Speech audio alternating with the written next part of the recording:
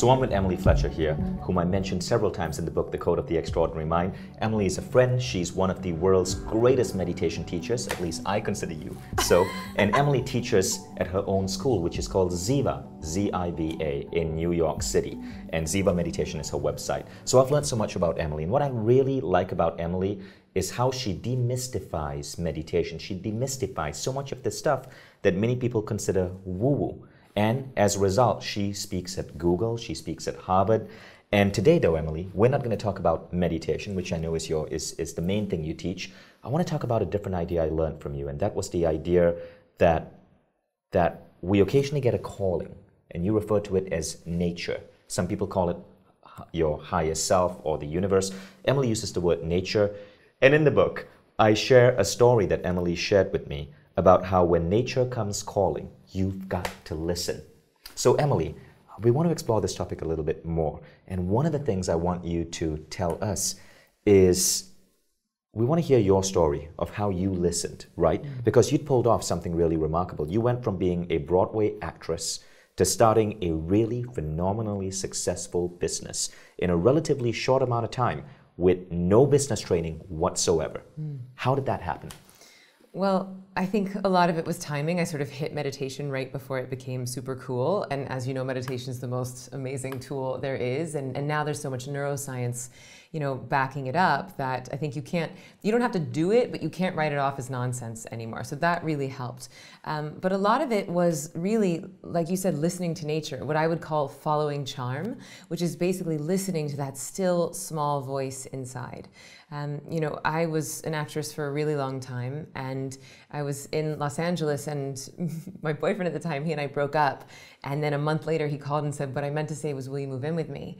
And I just thought about it, and I said, yes. And I left my whole life in LA, and I moved back to New York, and it was the first time I had ever put my personal life before my professional life, and then my career blew up.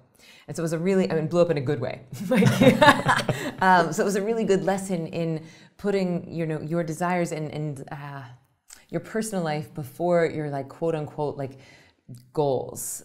So I know that might not sound specifically like what you're talking about, but it was what I wanted to do. So I actually think that nature communicates to us through our desires. Now the trick there is that if you're still living a life where you're addicted to stuff, right, where you think that the coffee is going to give you energy, or the alcohol is going to make you happy, or that the money is going to make you happy, then you're still living a life of all my happiness lies out here, and you're dependent on that stuff. Once you start a meditation practice, you start to be more self-referral for your happiness versus object referral for your happiness. And once you're in that space, then it's much easier to hear those downloads and to hear when nature comes a-knocking. So the way I like to illustrate this is, let's anthropomorphize nature, right? Let's say that nature is the CEO of a company. Right? And let's say it has 10 employees, right? And 5 of them come to work, they're late, they're tired, they're hungover, they're not completing the tasks. And then the other 5 employees, they show up 10 minutes before work starts, they've completed all their tasks from the previous day, they have all these creative ideas and suggestions about the new project. Who do you think you're going to give the raise to? Who do you think you're going to give the promotion to? Who are you going to give your next idea and your next project to? And so if we think about nature as the CEO and we're all the employees, nature's looking for people who are awake and on time and taking action and executing to give the new ideas to. So the example that I use is that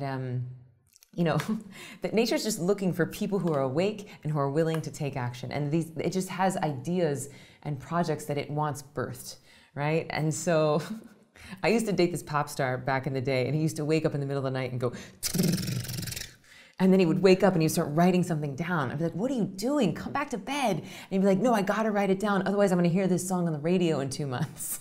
Wow. And so that was my first sort of window into this. But then I saw this documentary about Michael Jackson. It was This Is It. And they were interviewing his manager.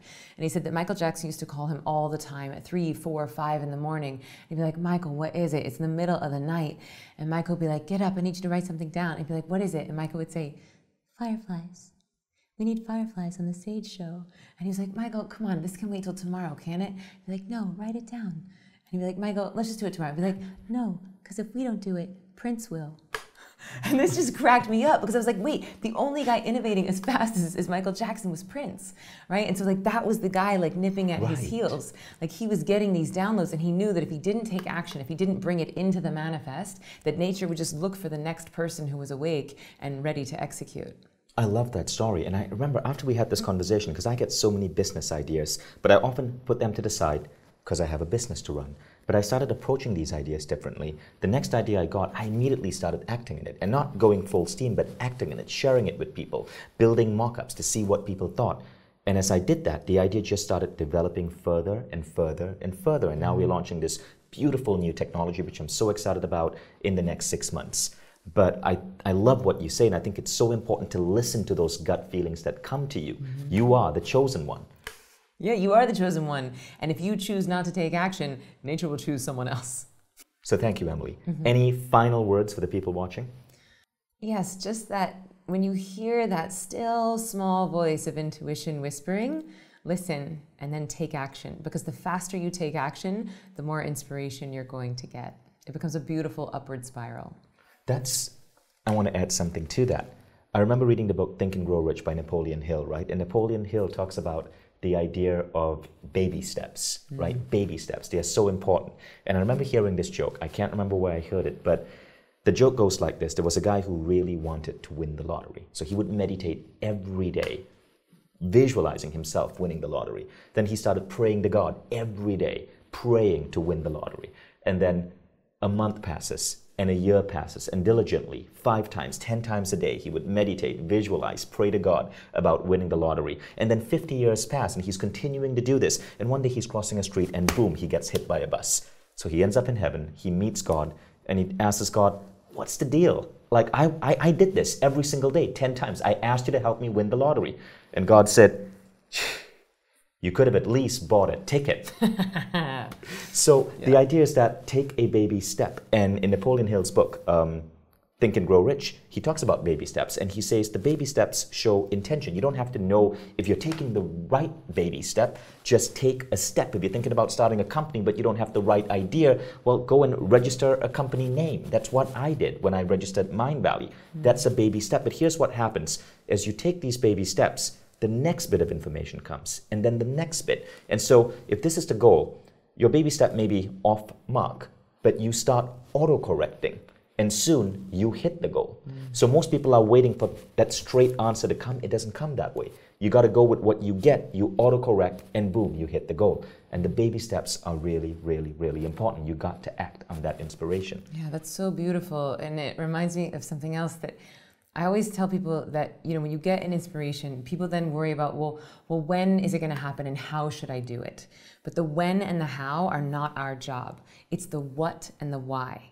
What do I want and why do I want it? And if you can get clear on that and then you take those baby steps, the when and the how take care of themselves. Right. But we're trying to control that, control the outcome or control the timing when really it's just you get the download, you take the action and you autocorrect along the way, and then whatever is meant to show up will show up. And that is what we mean by living from inspiration. So thank you for joining us for this quick little interview with Emily Fletcher. Bye, friends.